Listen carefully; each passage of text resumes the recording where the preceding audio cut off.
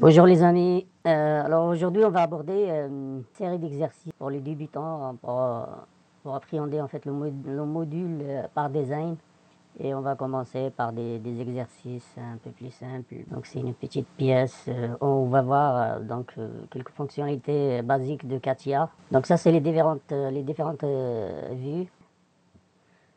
On a en fait trois vues, etc. Donc ça c'est une vue isométrique. C'est une vue générale de la pièce. Ok, bon, on va commencer à dessiner cette pièce déjà. Je vais dans Nouveau fichier, dans Part Design. Donc ici, si vous remarquez, notre repère, il est dans le centre du cercle. Donc l'idéal, il y a plusieurs méthodes en fait dans l'industrie. S'il s'agit d'une pièce usinée. Donc l'usinage, on est d'accord qu'on part d'un bloc de matière, on va dire, qu'on vient usiner, percer, améliorer, faire des congés, etc., faire des perçages. Donc il faut en fait ce processus industriel, il faut en fait suivre le même dans CATIA. Comme ça, au moment de la production, on va suivre les mêmes étapes et l'opérateur en fait il n'aura pas du mal à fabriquer la pièce. Donc ici l'idéal pour cette pièce, soit on part de ce rectangle là, et après, on vient dessiner une esquisse sur la face de devant. On va enlever de la matière, etc. Mais dans l'industrie, il y a un processus de fabrication. Il faut suivre ce processus.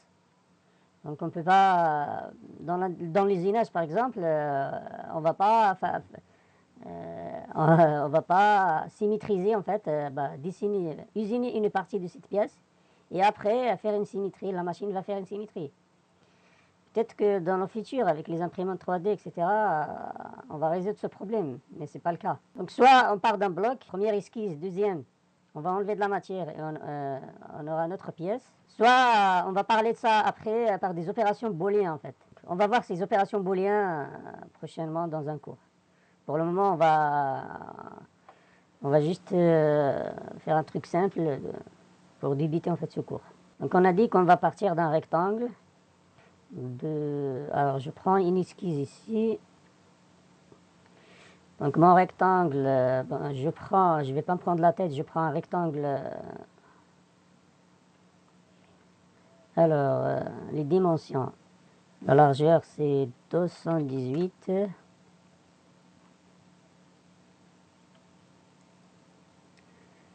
Et la longueur c'est 4. Alors comment j'ai récupéré ces dimensions ici? 218. Et ici en fait, ça c'est la longueur, pardon.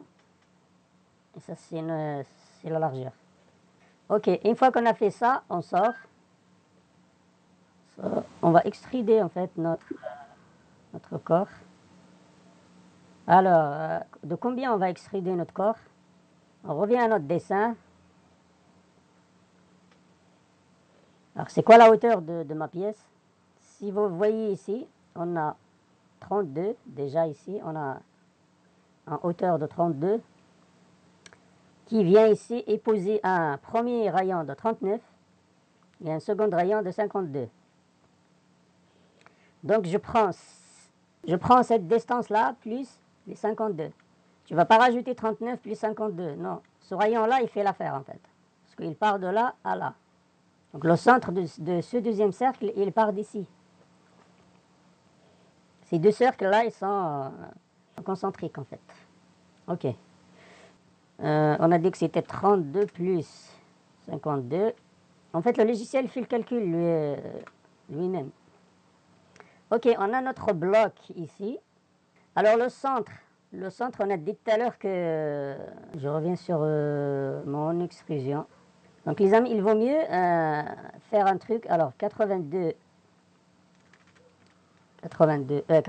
pardon, sur 2 en extension symétrique. Ça veut dire de part et d'autre, on a la même distance. Mais dans la définition de l'extrusion, comme on a coché ici extension symétrique, ça veut dire de part et d'autre, on a la même distance, mais la somme de ces deux-là, il doit faire 84. Donc on va diviser 84 sur 2 pour avoir le repère au niveau du centre. Une fois qu'on a fait ça, alors, pour faire les choses bien, je reviens à mon dessin, parce que j'étais un peu vite. Donc on a dit que le repère ici, il est à 32 de distance. Donc ce qu'on a fait est pas bon du tout. Je reviens, je coche ici, je décoche ça, je coche plus. Alors pour repérer juste ma limite, donc ça c'est ma limite 1 qui est ici. Donc la limite 1, la limite 2 est ici.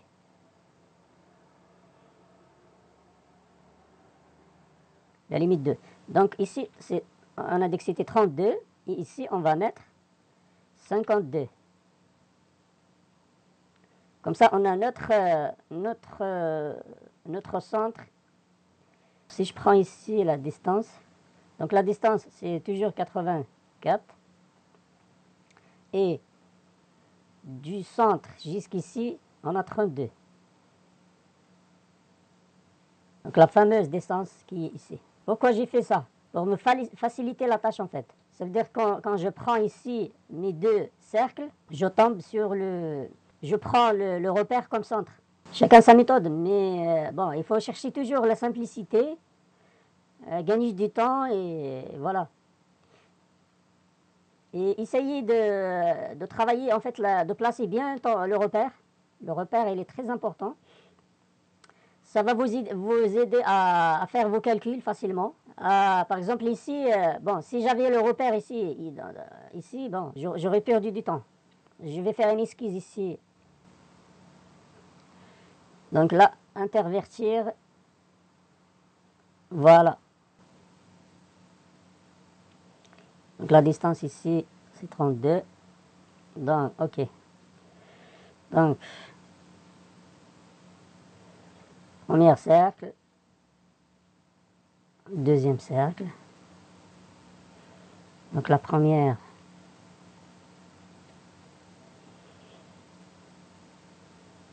c'est un rayon de 52.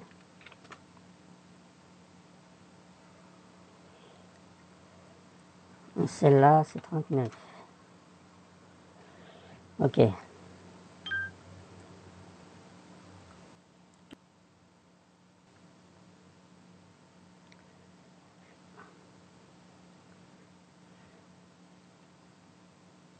Je dessine un trait, en fait. Pareil ici. Bon, je vais faire coïncider avec ça. Qu'est-ce qu'on a dit? On doit enlever de la matière aux alentours. Donc, je projette ça, ça et ça sur mon plan. J'enlève, en fait, je peux gommer ça et ça. Alors, je transforme, dans un premier temps, je transforme ça en géométrie de construction, parce que sinon j'aurais une esquisse qui est ouverte en fait. Parce que regardez ici, si je fais une analyse d'esquisse, j'aurai une esquisse qui est ouverte ici.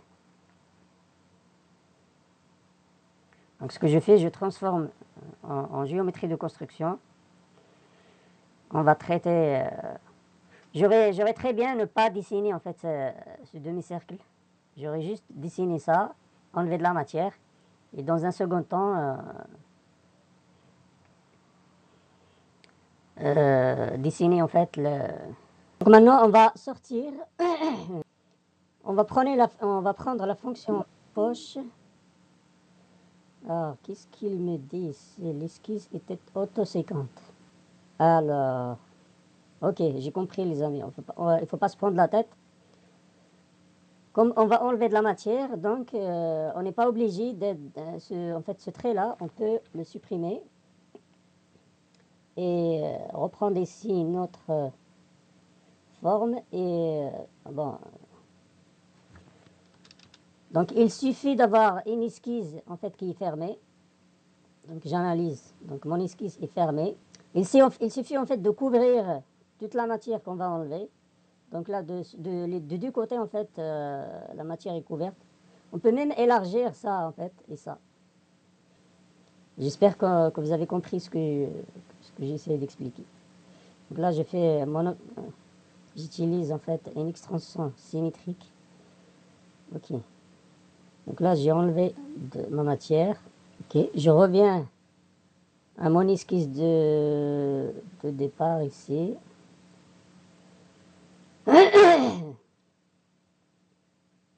Ok. Donc on n'a pas besoin de... Comme j'ai dit tout à l'heure, il suffit de dessiner la première, donc la deuxième. Je vais enlever cette cercle, ce demi-cercle.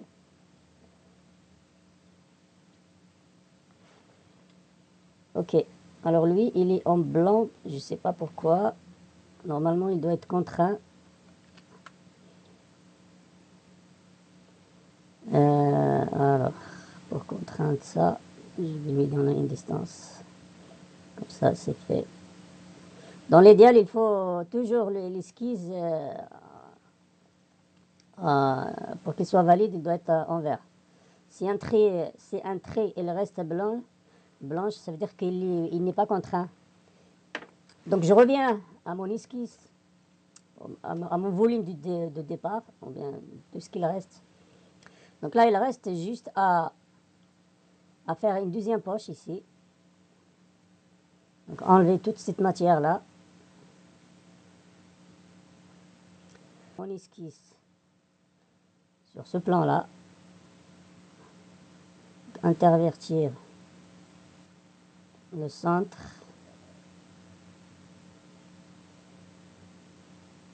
Donc c'est un rayon de 39. Et je commence par faire ça.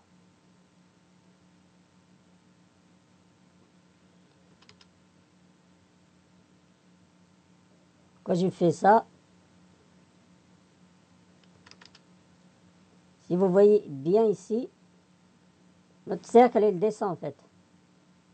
Donc il vient faire, c'est une droite ici qui est tangente par rapport au cercle. Donc la distance entre ici et là, on a 13. Entre ici et là, pareil, on a 13. De l'autre côté, pareil. Donc lui, comme il est contraint, il se met à la même distance. Ok. Il faut faire... Parce que même si vous voyez que c'était une pièce. Vous pensez que c'est une pièce simple, mais il y a des pièges. Ah, comme ici, là. Donc le cercle, il tourne comme ça. Mais là, c'est le trait qui est ici, c'est droite. On le voit sur le... Ici, là. C'est droite. Ok, pour faire ça, en fait, on va... Alors, on a dit on va enlever de la matière ici. Donc, notre esquisse, il doit faire ça, ça et ça. Je vais enlever ça dans un premier temps.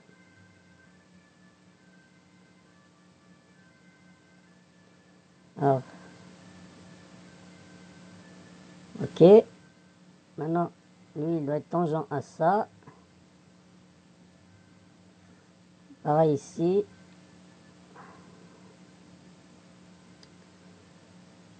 Ici, je vais projeter ça.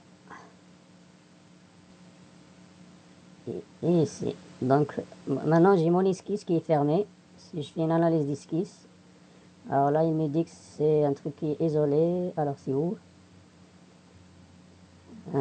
Ouvert. Alors, pourquoi il me dit ça? Isolé. Alors, si je passe ça, un élément de géométrie.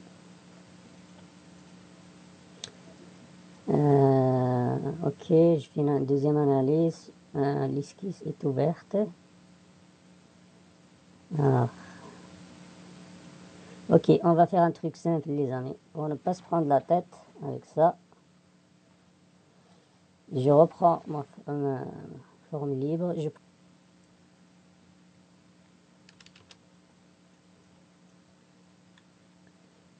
Alors, si je fais une analyse, ok, il est ouvert quelque part ici.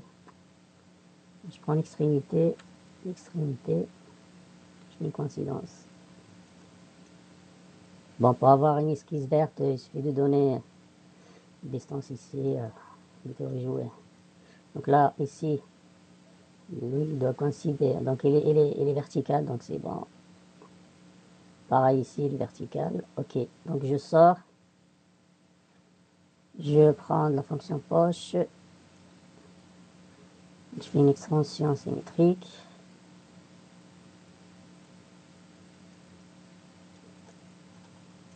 Ok, donc là, j'ai ma pièce. Maintenant, il faut rajouter le congé.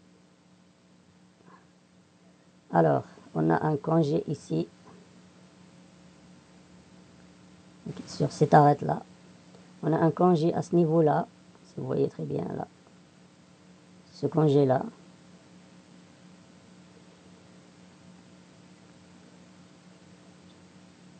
Donc on a dit que c'est...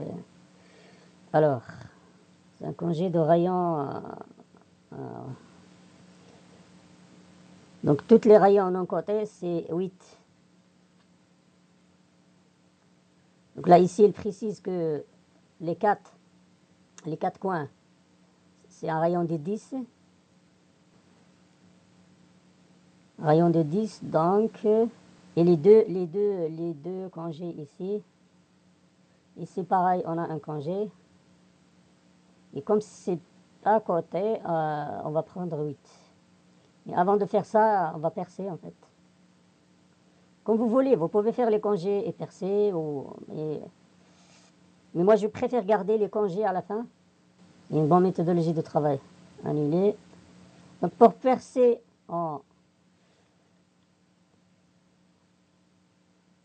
Alors les trous.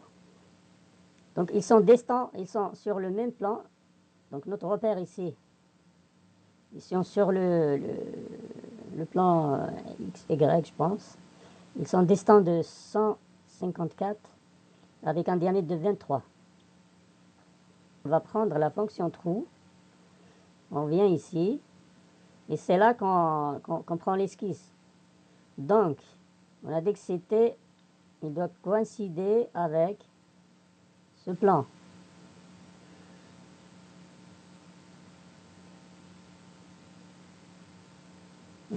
Alors, si je fais coïncidence, il va me mettre au milieu.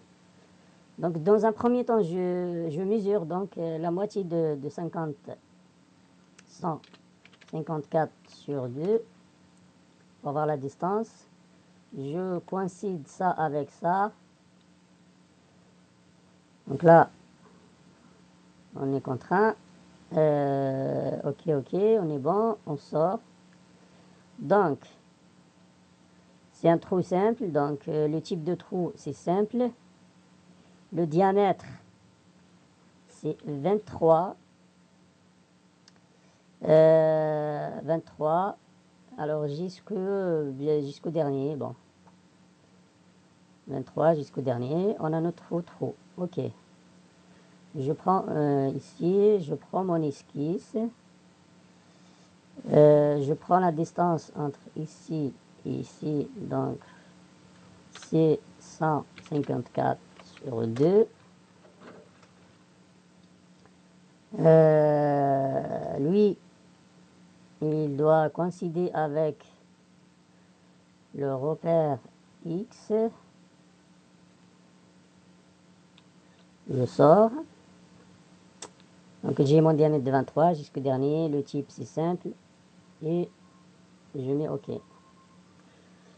Maintenant il reste à faire les congés. Donc je prends... Donc les congés à faire, donc on a dit que c'est ça, ça, ça et ça. C'est un rayon de 8.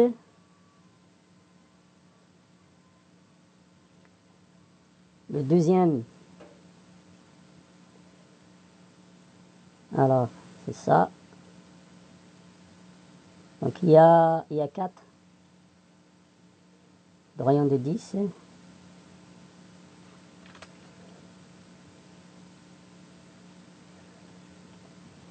Donc là, qu'est-ce qu'il reste à faire? C'est juste rajouter de la matière. Donc pour rajouter de la matière, il suffit de venir ici, appliquer du matériau et sélectionner le volume à faire. Et voilà, vous avez tout l'état de métaux. Donc si je prends appliquer l'aluminium, ben, j'aurai une pièce en alu. Pour visualiser en fait une vue réaliste, ça c'est mon pièce. Avec une vue réaliste, ça c'est un rendu avec arête.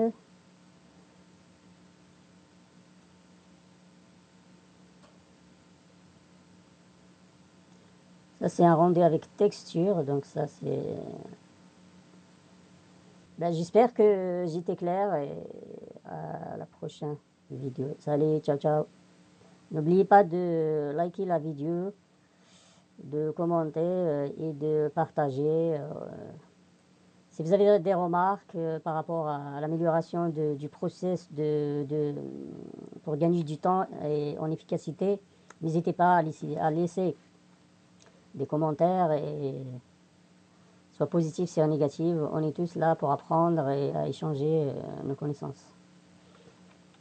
Salut, ciao ciao.